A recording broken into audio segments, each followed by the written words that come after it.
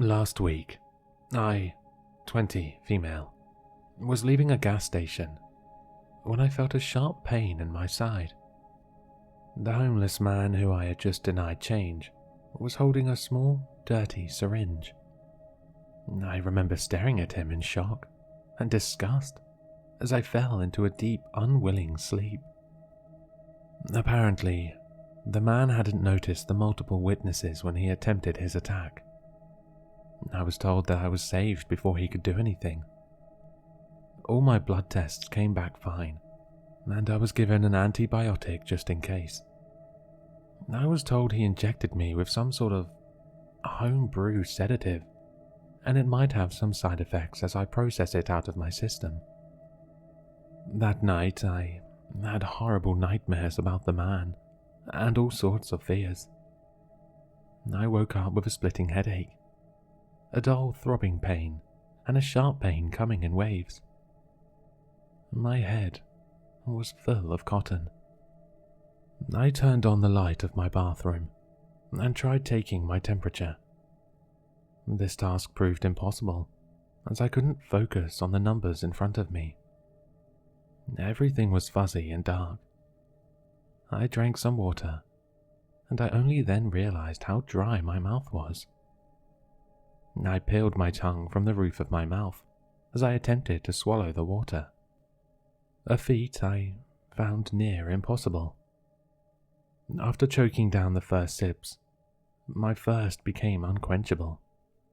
I drank from the tap for an uninterrupted 30 seconds, sucking deep the water until I physically couldn't.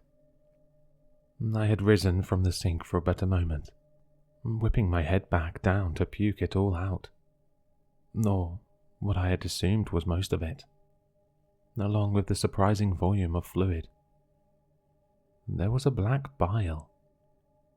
It stayed separate from the water in the sink and danced near the edge of where the tap was still running. It had a strange, colourful shine in the light, similar to an oil slick.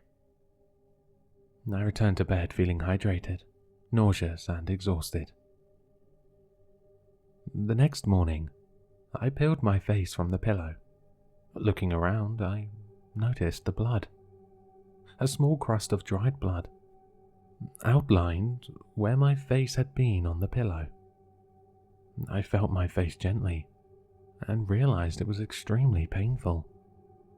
Touching my face felt like touching a giant pimple, inflamed and sensitive. Approaching my bathroom mirror again, I made two discoveries. The first was that I had open sores surrounding the left side of my mouth, and the second, the rest of my face was fine. The source of the pain was my hands. My fingers were dark, swollen, and clubbed, the flesh tender and painful. The cuticles of my nails seemed to retract. I gave my doctor a call and he told me to come in later that afternoon. I cooked myself a simple omelette for breakfast. I found it extremely difficult as my arms disobeyed me slightly, shaking and moving in ways I didn't want them to. Plating the meal, I turned to carry the plate to the table and was startled by a sudden sound of glass shattering. I looked around frantically for the source, when I realized it was the plate. My hands were stiff and completely numb. The meal lay ruined on the floor. At this point, I decided to go to the emergency room. I had trouble navigating the stairs, and upon collapsing to the floor, my arms and legs stiff and uncooperative, I decided to just call an ambulance. At the hospital, I was immediately put onto an IV drip, and they asked me a ton of questions. The doctors had discovered a series of small porous lesions across my stomach. The sight made me sick. A tight pack of holes surrounded by grey dead flesh. These holes went deep too. I couldn't bear to look at them. I gently explored with my fingers, and found that I couldn't even feel them. I could only feel that dull pressure. No sensation. I was sitting anxiously, gripping my thighs, waiting for some answers. I was stressed and sickened, feeling my own body change in such a way struck me with a hopeless kind of terror. That's when I felt it. A soft wetness and slight pain. I looked at my hands on my thighs, and I screamed. My thumbnail had pierced the thin, bloated skin of my thigh through my pants.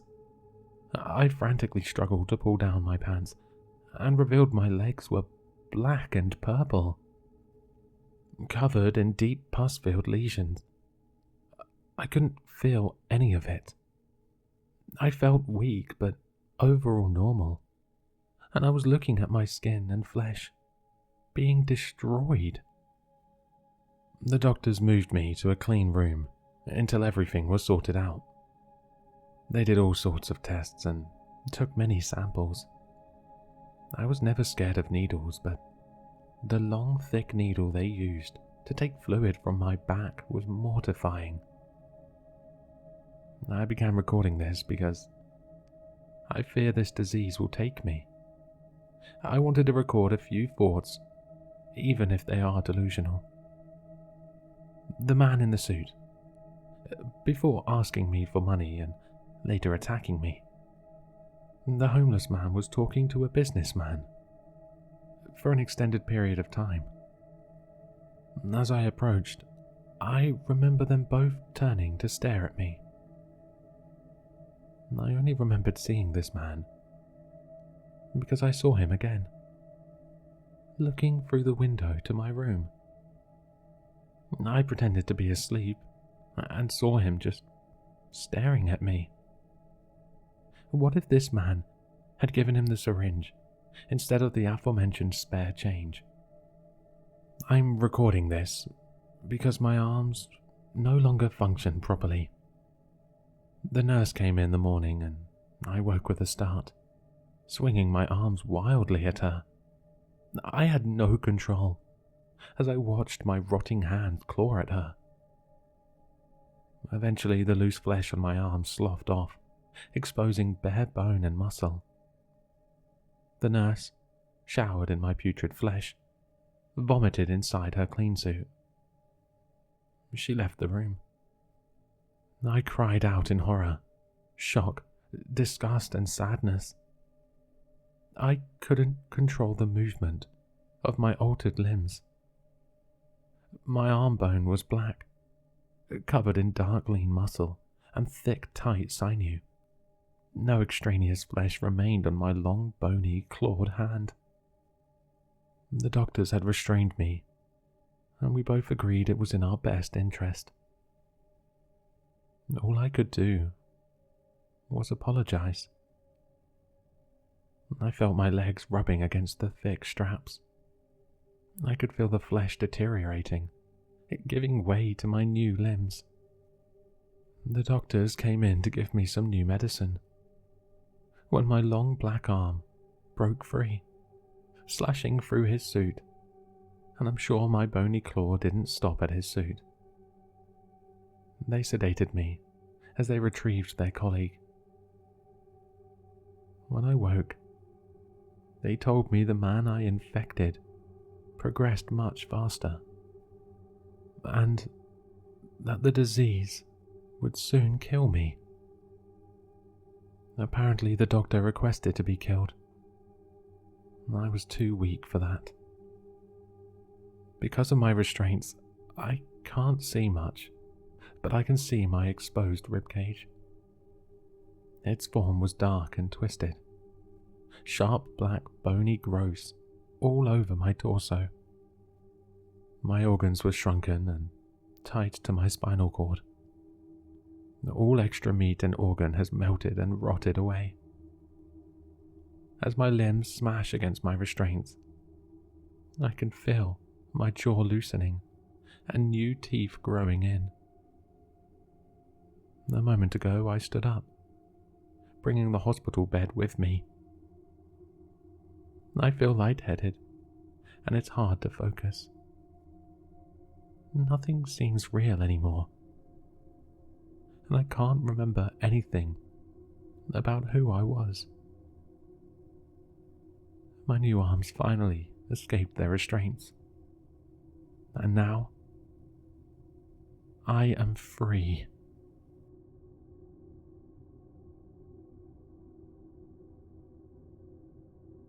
Hello, sinister listeners. If you've enjoyed this story, then you'll find all the author's information in the description below. For more content, be sure to like, comment, and subscribe to succumb to the sinister.